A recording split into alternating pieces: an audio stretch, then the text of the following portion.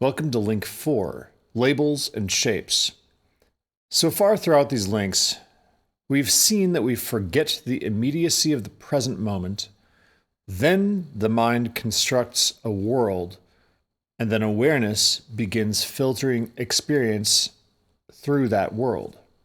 Now in this link, experience starts to get divided up. We put labels on things, but it's more than just labels and things. We also give experience shape, outline, and distinction.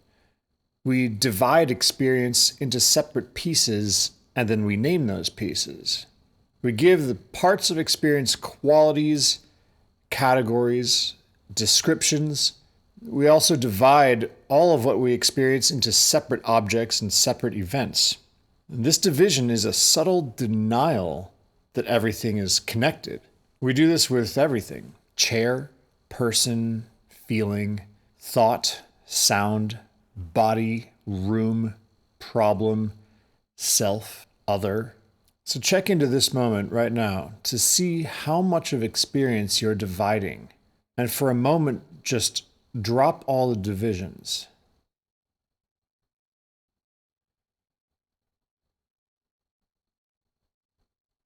We forget to exist open and present, so we build a world.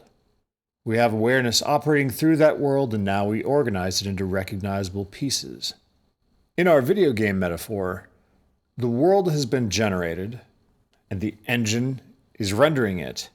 Now the objects in the world get names and descriptions. Characters, objects, places, roles, tools, enemies, rewards, they all become recognizable things, and they all get lore and backstory. As with all the rest of the links, there isn't an inherent problem in this. Labels and distinctions allow us to function in the world. If we couldn't distinguish one thing from another, we wouldn't be able to move through the world, we couldn't communicate with each other, we couldn't learn anything, we couldn't remember anything. We couldn't say, "Please hand me that bowl," or "I'm feeling sad," or "that sound is coming from outside." Labeling aspects of experience isn't inherently a problem unto itself. But if we start believing in the labels, this is what starts the chain of our suffering into satisfaction. Don't mistake the map for the territory.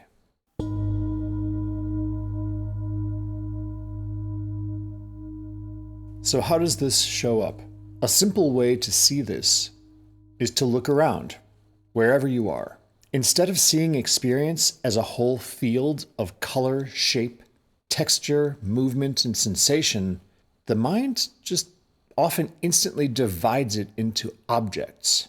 Table, wall, phone, rug, floor, window, chair.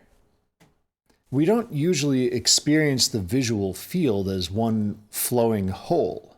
We experience it as a world made of separate things. We know that if we look at a painting, we know that we are seeing paint on canvas. But yet we immediately start dividing up what we see. Okay, so we're going to do this as a little experiment. I'm going to pull up a painting right now in my hand. See how quickly the mind starts to divide it up instead of just seeing it as colors. Again, there's no problem with this, but just play with this.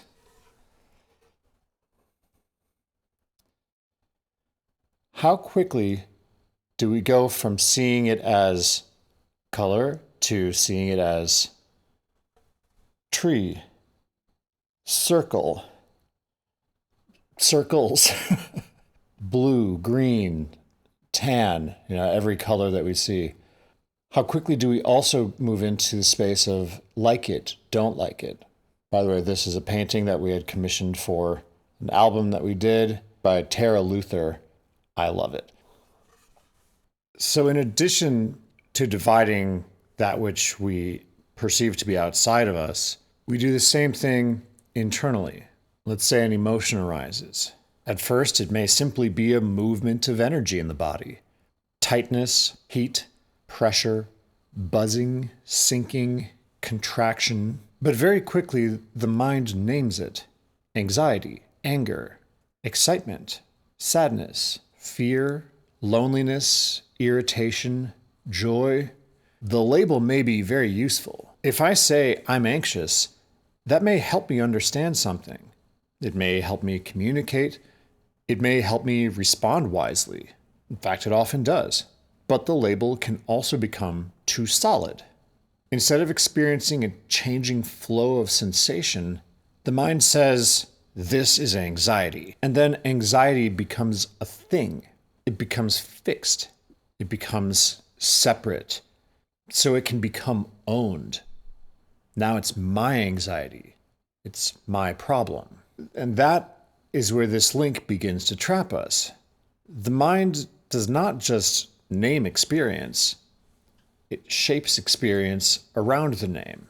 Once something has a label, we often relate to the label rather than the living experience underneath it.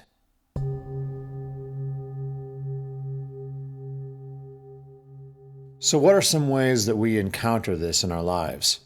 Well, this is first immediately apparent for us when it comes to physical objects. Look at an object near you. Before the mind names it, there's just seeing, color, shape, texture, light, shadow. Then almost immediately the mind says cup, desk, phone, plant, book. And once the label appears, we often stop really looking and we dismiss the vital experience of it. You may know this experience with the rooms that you live in. Instead of really being in the room and seeing what's in it, feeling what's in it, if we're lost in some other trance, we don't experience it with true vitality. So, of course, this happens with people too. We see someone and we quickly label them: parent, sibling, friend, lover, friendly, difficult, attractive, annoying, successful, threatening, spiritual, unspiritual, evil, my kind of person, not my kind of person. And after this label appears, we often stop encountering the person freshly and with nuance. We don't see them as a complex being that contains multitudes, but instead a single label or two. And this happens with ourselves. A feeling arises, and we say, I'm anxious. And then very quickly that can become, I'm an anxious person, or this is a problem, or this always happens to me. And then we just quickly reach for the patterns that we're used to living out. But if we actually look closely, the experience itself isn't solid at all. The label makes it seem this way. What we call anxiety may be changing sensations, thoughts, images, memories, predictions, tension, resistance, all moving together, shifting moment to moment. But the label turns this moving, complicated process into a single thing. That's what labels and shapes do. They make experience understandable, which is good, but they can also make experience feel more solid, separate, and fixed than it actually is.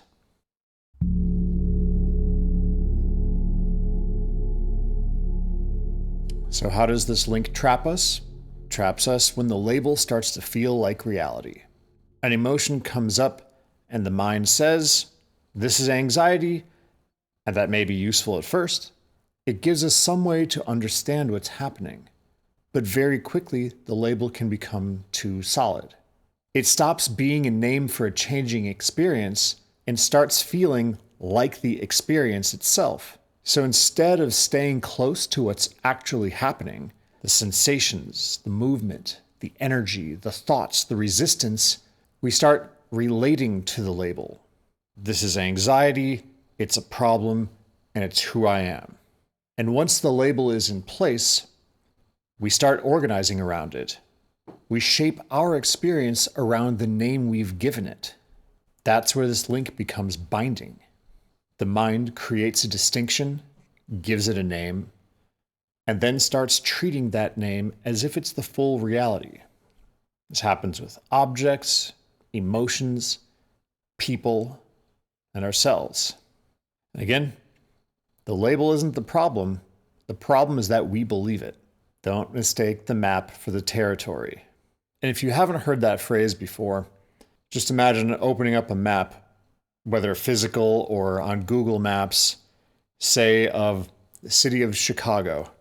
Looking at the map and thinking, yes, I know what the city of Chicago is like. But then you actually go into it, and the difference between understanding it from that map perspective, from actually being in it, you can't describe the difference. But one is lived and the other isn't. So this link can also be freed. The freed version is not that labels disappear. We still know what a bowl and a chair is.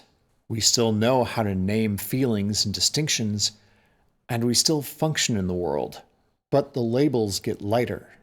They become more like useful tags than fixed truths. We apply them when we need to. So instead of the label being tattooed onto experience, it's more like a little post-it note that can be picked up, stuck on, questioned, or replaced. And we also notice if we're getting too attached to it. We can say, this seems like anxiety arising, without turning it into a fixed identity. We can express, this is how I'm labeling this right now, without assuming the label tells the whole story. That gives our experience room to be vibrant and open. We can feel the body. We can notice change, that what seemed like one solid thing is actually a shift and flow in the entire field of experience. Freedom is seeing labels as labels, useful tools of the mind.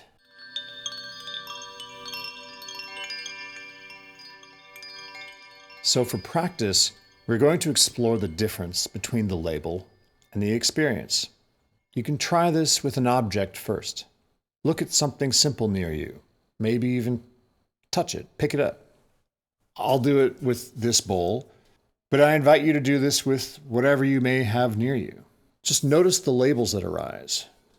Name, color, dirty, material, function, meaning, preference.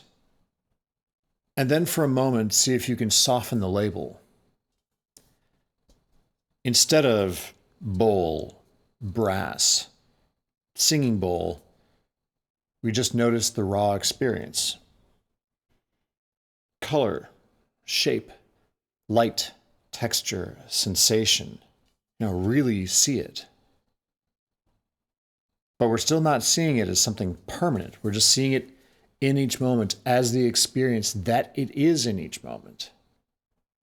Just notice the difference between the labels that arise and what the labels are pointing to.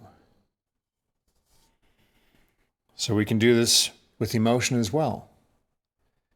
When a mild emotion arises, notice how quickly the mind names it. This is irritation. This is sadness. This is boredom. Then, if the emotion is not too intense, see if you can gently set the label down for a moment. What is the actual experience? Is it located somewhere in the body? Is it tight, open, warm, cold? Does it move or pulse? Sharp or dull? Does it stay the same? Does it change? Is it one thing, or is it made up of many sensations, thoughts, images, and impulses? For stronger emotions, don't force this. If something is intense, take care of yourself. Ground. Breathe. Get support if needed. But with ordinary, everyday experiences, this can be a very useful and powerful practice. Just notice the label, then notice the experience beneath the label. And gently remember The word is not the thing. The map is not the territory. So let's practice noticing that together. Let's find our posture.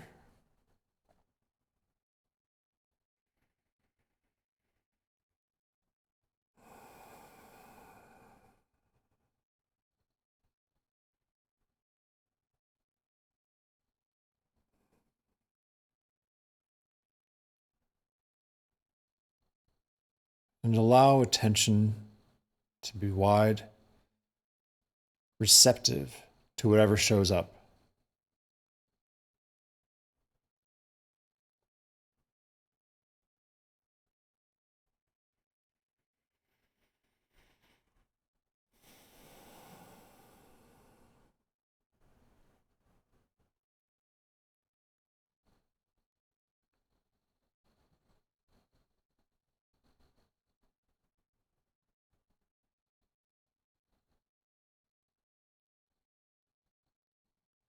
And we can practice this a few different ways.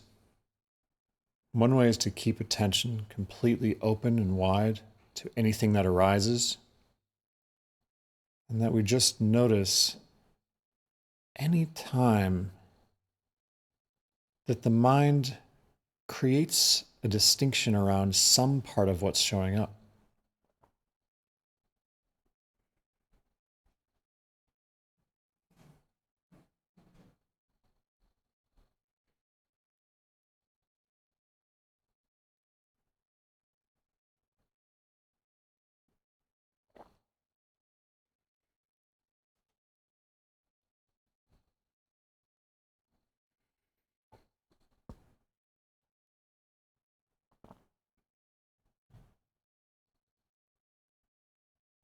Another way to practice this is to simply choose one of the senses,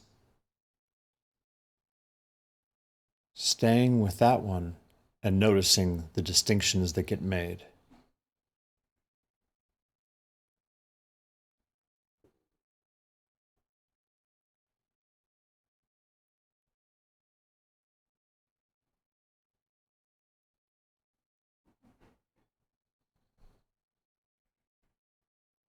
For example, if you choose the visual field, just have a soft gaze looking straight ahead, and just notice how the mind draws outlines around what we see.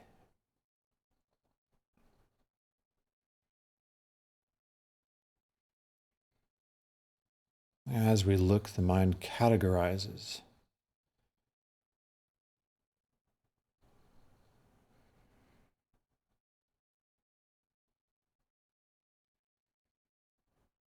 It's like it is taking a scalpel to what it sees to cut out different things so that it can be categorized and understood.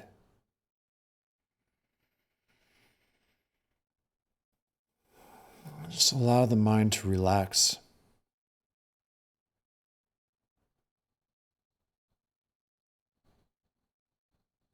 Take a break.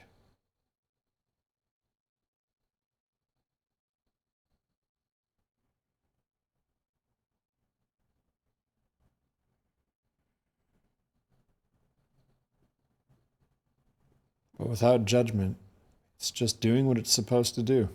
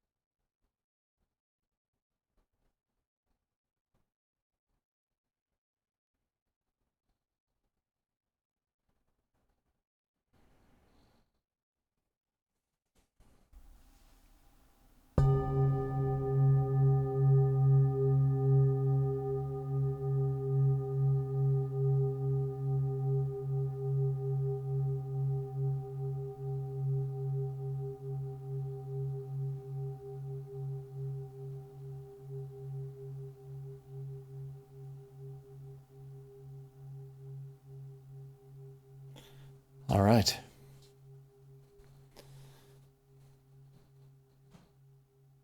So I invite you to continue noticing this throughout the day.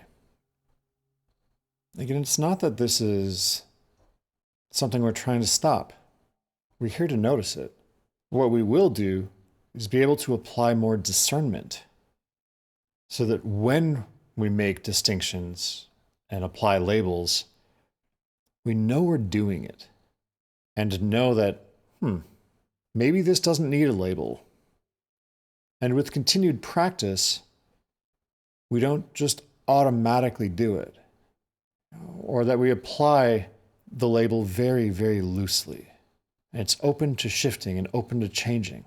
And maybe when we meet that person that at first we think, I don't know about this one, we can apply that label with our very, very light Post-it note, but then we take in a little bit more information and we're open to changing it. And we do that for ourselves as well. Ease up on all the ways that we label ourselves. Well, thank you for your practice.